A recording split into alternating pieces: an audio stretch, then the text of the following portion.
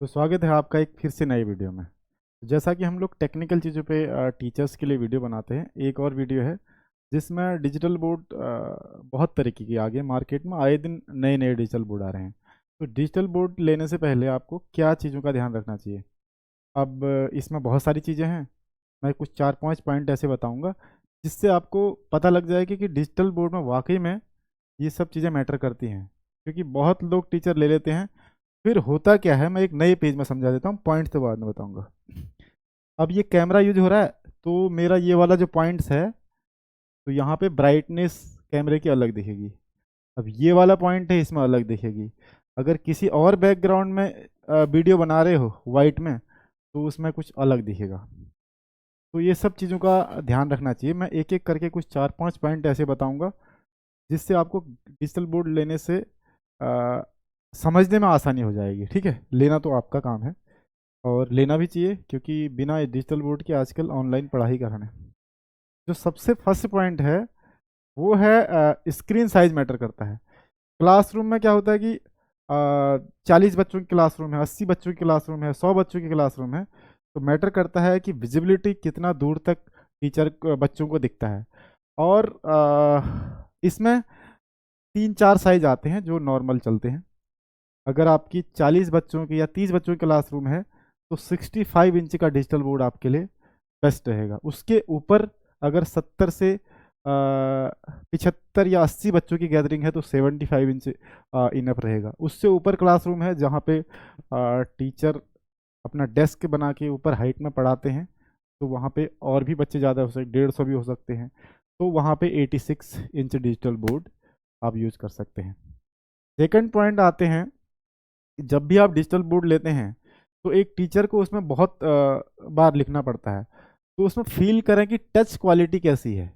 तो आपको एक स्मूथनेस पूरा मिलना चाहिए टच क्वालिटी का। तो वो सबसे फर्स्ट पॉइंट होता है। अच्छे प्रीमियम डिजिटल बोर्ड का टच क्वालिटी सबसे बेस्ट होना चाहिए। अब ऐसा नहीं है कि आप लिख यहाँ रहे हैं, दिख कहीं और रहा है, स्लो चल रहा है और डीले चल रहा है, एफपीएस उसका स्लो है। तो इन सब चीज़ों का भी ध्यान रखना चाहिए। अब आते हैं थर्ड पॉइंट पे, सॉफ्टवेयर कंपेटेबिलिटी कितना है आपका।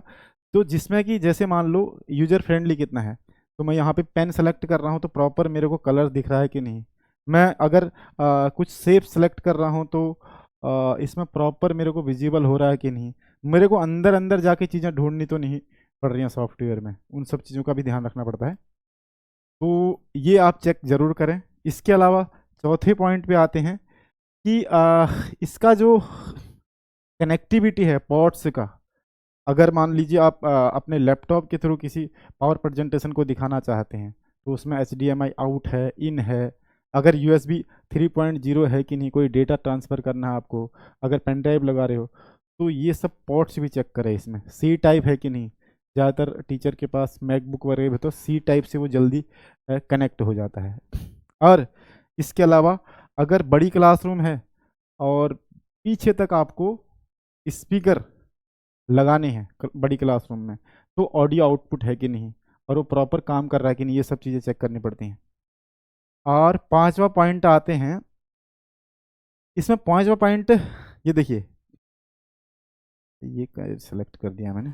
चलिए, आफ्टर सेल सपोर्ट और ट्रेनिंग कैसा है।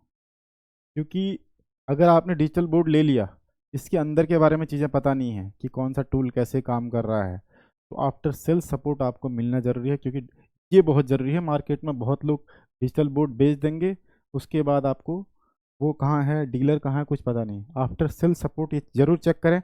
और लेने से पहले एक बार ऐसे ही पता कर लें कि आपको अगर डिजिटल बोर्ड ले रहा है तो उसमें पीपीटी फुल पेज में कैसे ओपन हो रही है।